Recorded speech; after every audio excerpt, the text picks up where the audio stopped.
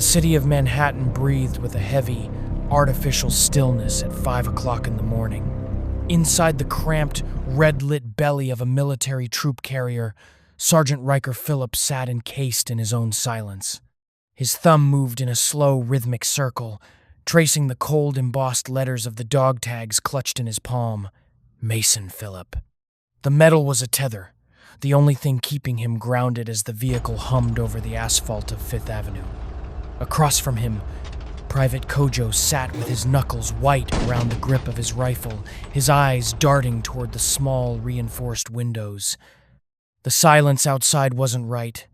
The dawn chorus of birds had vanished, replaced by a vacuum that felt like it was pulling the air right out of their lungs. We've lost contact with the surface. The systems are completely compromised. We need backup now. What's happening? We've lost primary power. The backup isn't holding. Sarge? Kojo's voice was a fragile thread. Do you hear that? Ryker didn't look up. He felt it before he heard it, a tectonic groan that seemed to originate from the center of the earth. Then, the sirens began. They weren't the familiar, urgent wails of emergency services. These were the end-of-the-world sirens, a low, bowel-shaking frequency that vibrated through the steel of the carrier and deep into the marrow of Ryker's bones. Ryker pressed his forehead against the cool glass of the window. High above, the cloud layer didn't just break, it was obliterated.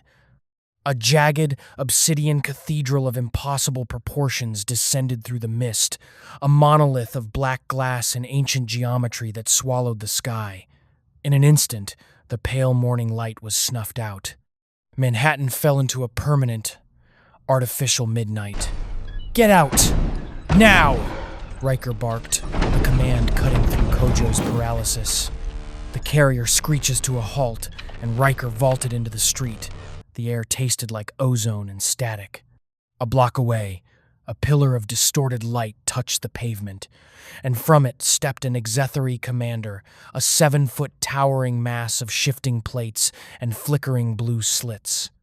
A crowd of panicked civilians had gathered near the intersection, frozen in a mix of awe and terror. Ryker's hypervigilance, a curse he had carried since the old wars, suddenly flared into high definition. To him, the world slowed. He saw the shimmer, a heat haze that didn't rise, but swirled inward, bending the light around the crowd into jagged, geometric shards. "Run!" Ryker screamed, his voice raw. "Move! Now!" He lunged for Kojo, tackling the younger man behind the heavy bronze base of a statue. As they hit the ground, there was no explosion, no fire, and no sound of a struggle. There was only a sickening, wet times, crunch times, the sound of physics folding in on itself. When Ryker looked out from behind the bronze shield, the crowd was gone. In their place sat a single dense cube of matter exactly 3 feet wide.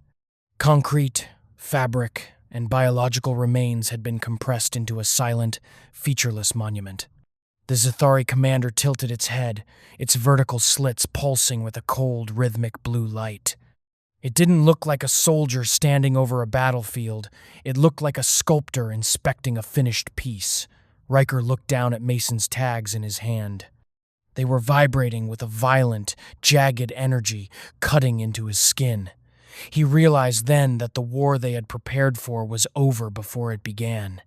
Humanity wasn't an enemy to be fought, it was just clutter that needed to be packed away.